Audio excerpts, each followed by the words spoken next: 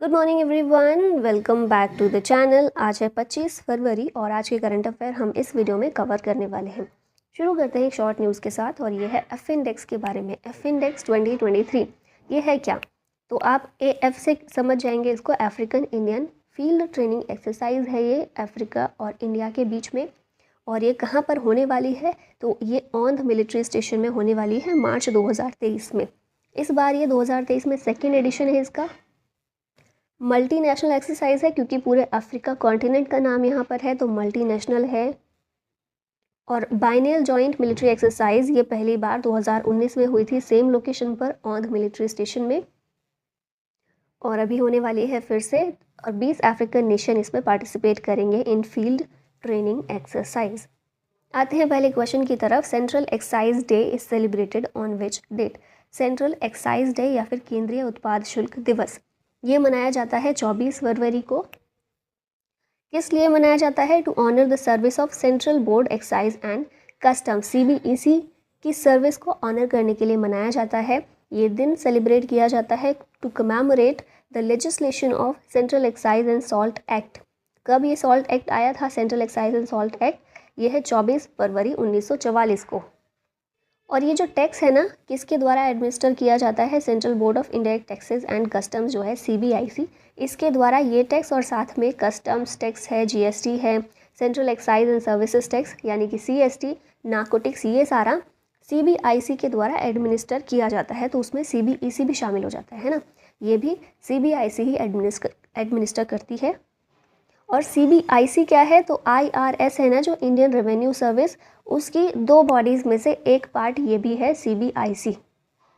ठीक है। और अगर बात करें CBIC के चेयरपर्सन इस समय कौन है? विवेक जौहरी हैं, आपको ये भी याद रखना है। यहाँ पर अगेन हम फरवरी के इंपॉर्टेंट डेज देखें तो वर्ल्ड वेटलैंड डे होता है 2 फरवरी को 2023 में। Theme it's time for wetland restoration. World cancer day होता है 4 फरवरी, थीम है close the care gap. World pulses day 10 फरवरी, थीम है pulses for a sustainable future. World radio day 13 फरवरी को, थीम है radio and peace. World day of social justice 20 फरवरी को और इसकी थीम है overcoming barriers and unleashing opportunities for social justice. International mother language day 21 फरवरी को, थीम है इसकी multilingual education, a necessity to transform education. Next question है which country has surpassed India as the world's 6th largest equities market? तो India को surpass करके world की 6ठी largest equity market बन गई है UK। Option number C again यहाँ पर करेक्ट होगा। जितने भी दुनिया भर के एक्सपोर्टर्स हैं वो पाउंड के लिए अपना इंटरेस्ट बढ़ा रहे हैं, अट्रैक्शन बढ़ रहा है पाउंड की तरफ। इसी रीज़न से क्या हुआ है कि इक्विटी मार्केट में UK जो है वर्ल्ड की 6th बन गई है, भारत एक कदम पीछे आ गया है। और एक कारण इसका ये भी है कि अडानी हिंडनबर्ग कंट्रोवर्सी जो चल रही थी उसकी वजह से भी भारत थोड़ा सा नीचे आया है। कंट्रोवर्सी क्या थी? तो मेनली हिंडनबर्ग रिसर्च जो है ये एक रिपोर्ट निकालती है जिसमें ये बताती है कि दुनिया भर में जितनी भी इक्विटी मार्केट में जो भी कंपनीज़ हैं वो कहीं धोखाधड़ी से तो नहीं काम कर रही हैं, और यही सबका खुलासा करने का काम ये रिपोर्ट करती है। और इसमें अडानी के बारे में भी इस तरह की कुछ चीज़ें बोली थी कि बहुत सारे देशों में टैक्स हेवन कंट्रीज़ में अडानी की कुछ प्रॉपर्टीज़ हैं, कुछ कंपनीज़ हैं जो कि अलग अलग नामों से चलाई जा रही हैं, और धोखाधड़ी की काफ़ी सारी चीज़ें हुई थी। कोर्ट के पास भी मामला गया था, संसद में भी इस चीज़ पर बहस हुई थी। तो ये जो कंट्रोवर्सी चल रही है इसकी वजह से अडानी के शेयर्स काफ़ी गिर गए थे, और ये भी एक बड़ा रीज़न है कि UK हमसे आगे निकल गया है, इंडिया को सरपास करके वर्ल्ड का 6th लार्जेस्ट इक्विटी मार्केट बन गया। ठीक है। नेक्स्ट यहाँ पर इंटरनेशनल करंट देख लेते हैं कुछ। तो साउथ अफ्रीका ने डिक्लेयर किया है state of disaster over electricity crisis. Operation दोस्त इंडिया के द्वारा शुरू किया गया टर्की और सीरिया में अर्थक्वेक अफेक्टेड एरियाज़ और लोगों को हेल्प करने के लिए। पेरू यहाँ पर H5N1 बर्ड फ्लू वायरस के कारण कई सारे लायंस की और कई सारे बर्ड्स की मृत्यु देखने को मिली है। रशिया ने पिछले 5 सालों में भारत को लगभग 13 billion USD dollar worth arms supply किए हैं। न्यूजीलैंड में भी साइक्लोन गैब्रियल के कारण स्टेट ऑफ इमरजेंसी ये डिक्लेयर की गई थी। साउथ अफ्रीका में स्टेट ऑफ डिज़ास्टर था। ठीक है। हिंदुस्तान एरोनॉटिक्स लिमिटेड इसने मॉरिशस को ALH Mark 3 हेलीकॉप्टर्स एक्सपोर्ट किए हैं। वर्ल्ड गवर्नमेंट समिट ये दुबई UAE में हुई। First ever joint exercise between Indian army and Egyptian army ये एक्सरसाइज साइक्लोन 1, ठीक है, जैसलमेर राजस्थान में हुई भारत और इजिप्ट के बीच exercise cyclone 1। The 18th UIC world security congress organised in which city? तो ये जो कांग्रेस है ये ऑर्गेनाइज की गई जयपुर में, ऑप्शन नंबर सी करेक्ट है। 3 दिन की ये कांग्रेस थी जिसे ऑर्गेनाइज किया गया jointly bye international union of railways and Paris, ठीक है, पेरिस की international union of railways and railway protection force RPF के द्वारा इसे ऑर्गेनाइज किया गया। थीम इस साल की क्या रखी गई? Railway security strategy, responses and vision for future. और जो लास्ट टाइम की थी वो वारसा पोलैंड में उसको कंडक्ट किया गया था, ठीक है, ऑर्गेनाइज किया गया था। यहाँ समिट्स कुछ देखें तो SCO की समिट हुई 2023 में इंडिया में, मतलब होने वाली है। 22 में कहाँ हुई थी? उज्बेकिस्तान में। 14th BRICS summit 2022 China.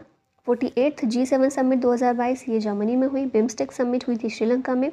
COP27 हुई थी इजिप्ट में। COP28 2023 UAE में। G20 समिट 2022 ये इंडोनेशिया और 2023 में भारत में। Who has been elected as the external auditor of International Labour Organization? इनका नाम क्या है? तो ये है Girish Chandra Murmu, GC Murmu. Recently controller and auditor general of India Girish Chandra Murmu इन्हें सिलेक्ट किया गया है as external auditor of the International Labour Organization in Geneva for a 4-year term, ठीक है, 2024 से 2027 तक के लिए इनको सिलेक्ट किया गया। और फिलहाल ये हमारे कैग हैं, कंट्रोलर एंड ऑडिटर जनरल हैं, 14th नंबर के हैं, आपको ये भी याद रखना है। कैग के बारे में और ILO के बारे में बात करते हैं तो कैग जो है एक इंडिपेंडेंट अथॉरिटी है under the constitution of India. Constitution में आर्टिकल 148 में कैग के बारे में बात की गई है और बेसिकली 148 to 151 इस बीच में कैग के बारे में सारे प्रोविज़न दिए गए हैं। पार्ट 5 में ये मेंशन किया गया है ये आर्टिकल्स को। कैग जो है Indian audit and accounts department का हेड होता है। कॉन्स्टिट्यूशन प्रोविज़न हमने देख ही लिया है और इन्हीं के अंदर कैग का appointment, oath, condition of service, duties and powers of CAG ये सभी दी गई है 148 से 151 के बीच में। ILO की बात करें तो इस्टेब्लिश कब हुआ था? 1919 में, हेडक्वार्टर है जेनेवा स्विट्ज़रलैंड में। इसको 1969 में नोबेल पीस प्राइज़ भी मिल चुका है। डायरेक्टर जनरल इस समय ILO के कौन है? Gilbert H. होंगबो, टोगो के ये हैं। Former Supreme Court justice S. Abdul Nazeer took oath as the governor of which state? तो कई सारे गवर्नर्स बनाए गए थे ना, तो S. अब्दुल नाजिर जो हैं ये आंध्र प्रदेश के गवर्नर बनाए गए थे और ये फॉर्मर सुप्रीम कोर्ट जस्टिस हैं, ठीक है, सुप्रीम कोर्ट के जस्टिस रह चुके हैं, आंध्र प्रदेश के गवर्नर बनाए गए हैं। इनसे पहले विश्वभूषण हरिचंदन आंध्र प्रदेश के गवर्नर थे, इन्हें रिप्लेस करके अब ये बने हैं। आंध्र प्रदेश हाई कोर्ट के चीफ जस्टिस कौन है? प्रशांत कुमार मिश्रा हैं। और इनकी बात हम इसलिए करें क्योंकि हाई कोर्ट के चीफ जस्टिस के सामने ही गवर्नर ओथ लेते हैं।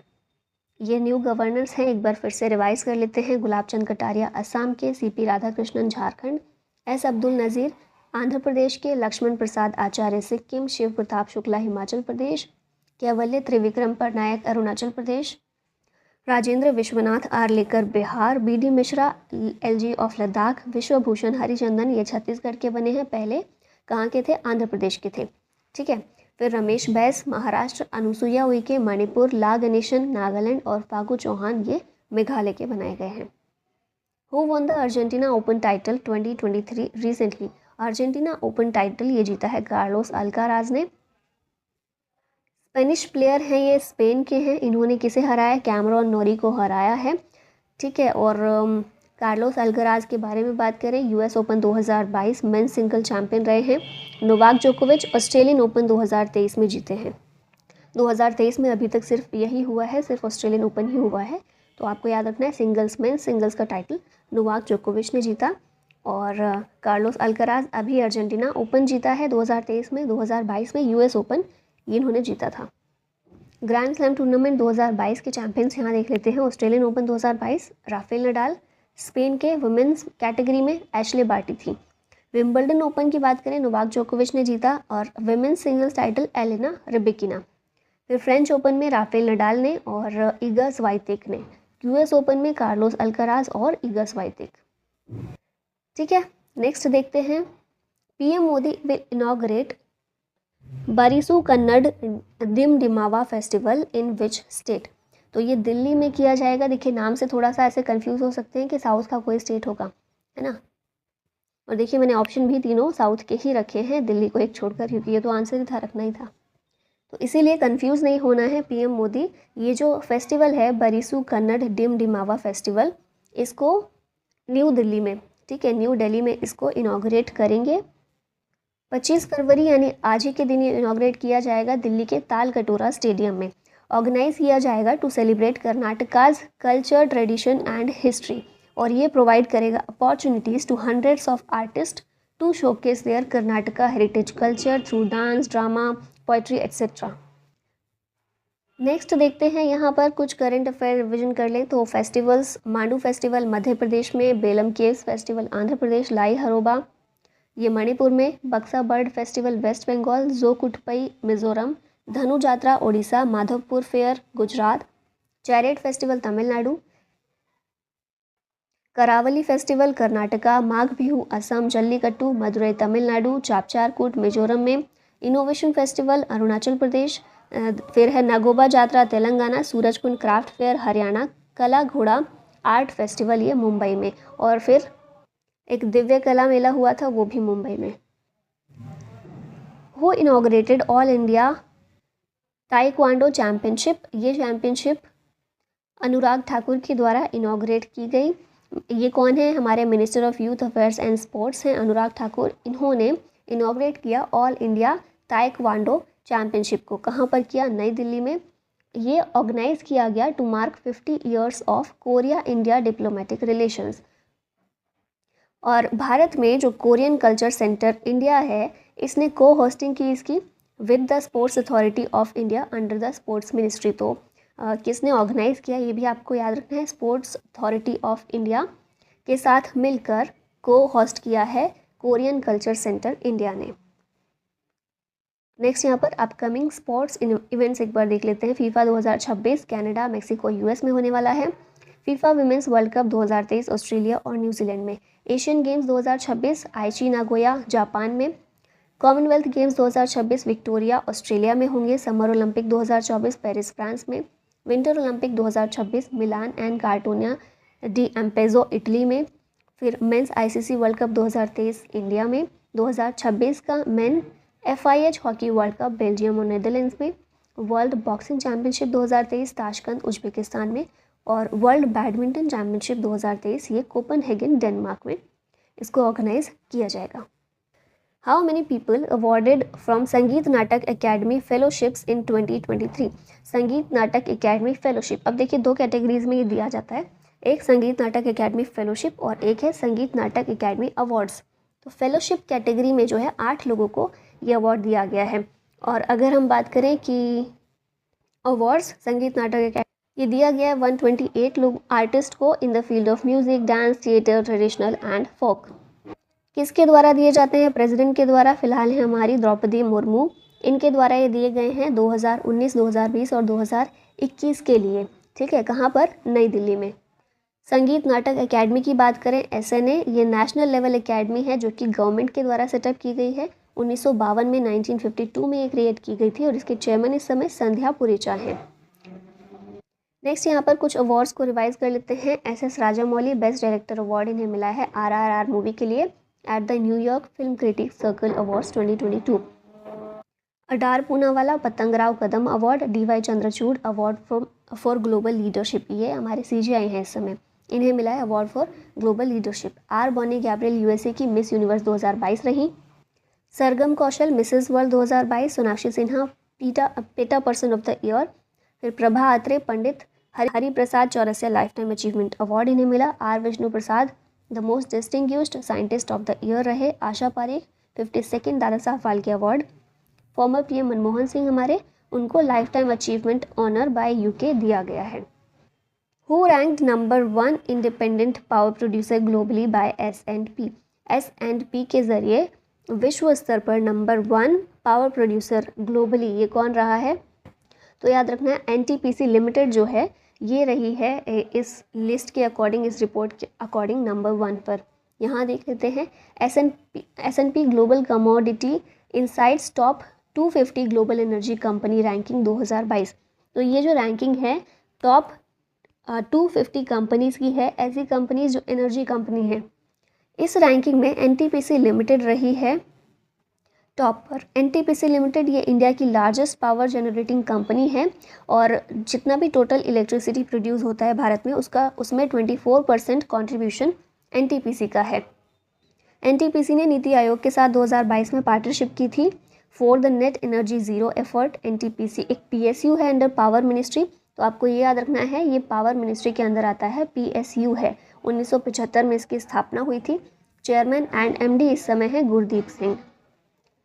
अब लास्ट में ये क्वेश्चन है आप लोगों के लिए, who has been appointed as the new president of the world bank. World bank के नए अध्यक्ष कौन बने हैं? अनिल बैजल, अजय श्रीवास्तव, अजय बांगा या फिर इंदरमीत गिल। इसका करेक्ट आंसर आपको बताना है कमेंट बॉक्स में। और इसी के साथ ये हमारी वीडियो यहीं समाप्त होती है। Thank you so much for watching. Bye bye and take care.